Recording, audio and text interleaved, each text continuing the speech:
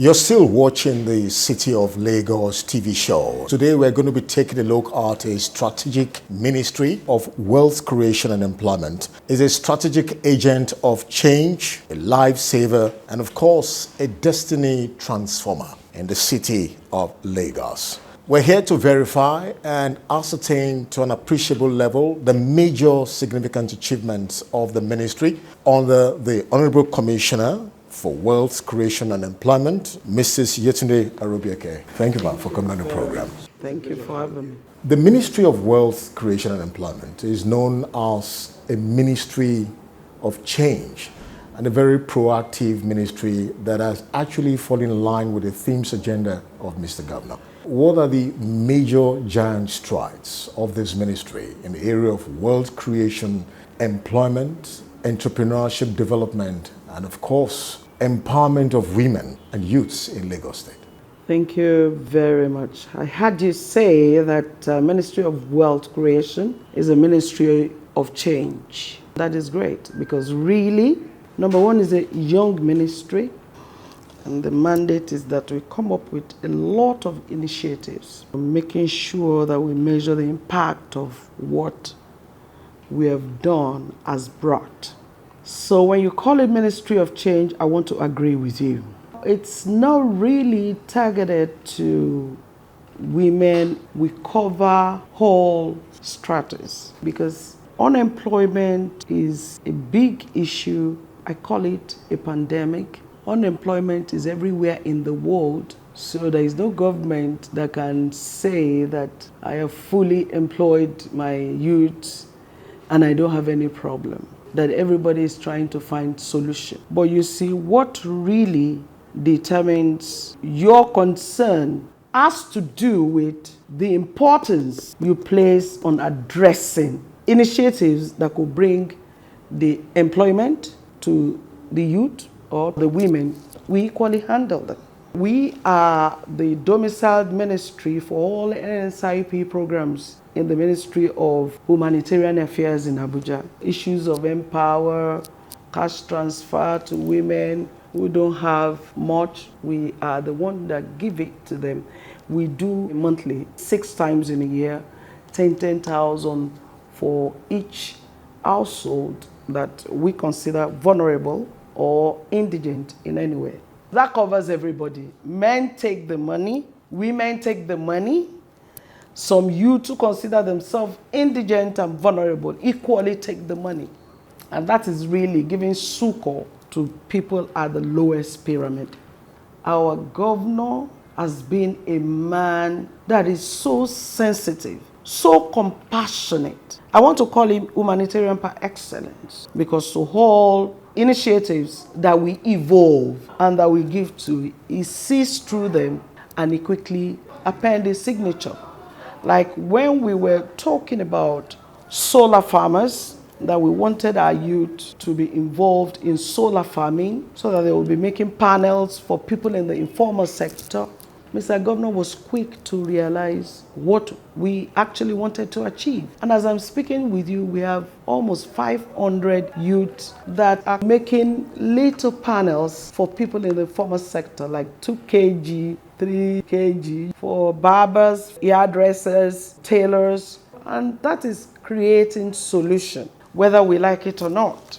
This ministry equally handles the graduate internship program. We have close to 60,000 youths clustered on our portal, and we take them to 2,000. We address their issues. We send them to workstations where they get used to the place of work.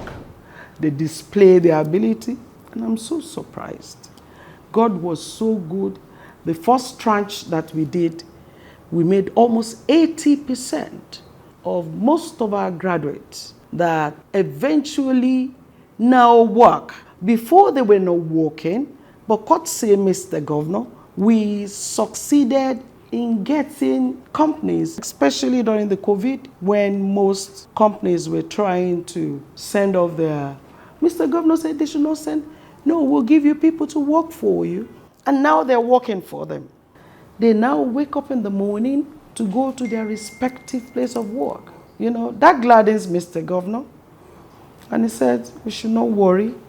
He will do it on and on. So he's been so compassionate. He's just the right man at a time like this.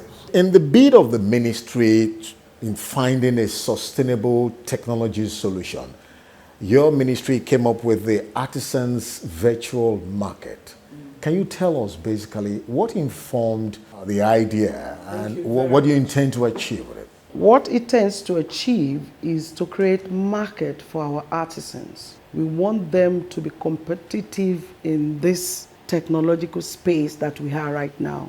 Artisans most times are known for rudimentary things they do. Mr. Governor said, no, my artisans in Lagos State must be well equipped. Because most times when we train them like that, when we upskill them, they go back to their rudimentary tools. So Mr. Governor said, no, I need to get them professional tools. So for the last 2,000 that we upskilled, Mr. Governor bought professional tools for them. And we now engage them in the trainer program, whereby we expect them to equally train some artisans. So at the end of the day, it's like a value-added venture.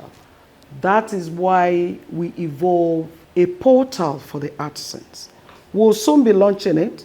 Number one is to create market for the artisans so that they can display whatever they sell on the portal. Number two is to make it easy for Lagosians to have access to the artisans they want. And at the end of it, they write a feedback. Unless the person chooses not to, he has a right to give a feedback on the system, and that could mar you or promote you. There are challenges which the ministry is actually also facing. Can you tell us what are these challenges and how have you been able to innovatively overcome these challenges? What we actually handle here are humanitarian, and it needs a lot of money because Lagosians' expectations are equally very high. This, good innovation, Mr. Governor cannot be plumbing all the money on things people can't see. It's capacity development, human development. You can really see it physically.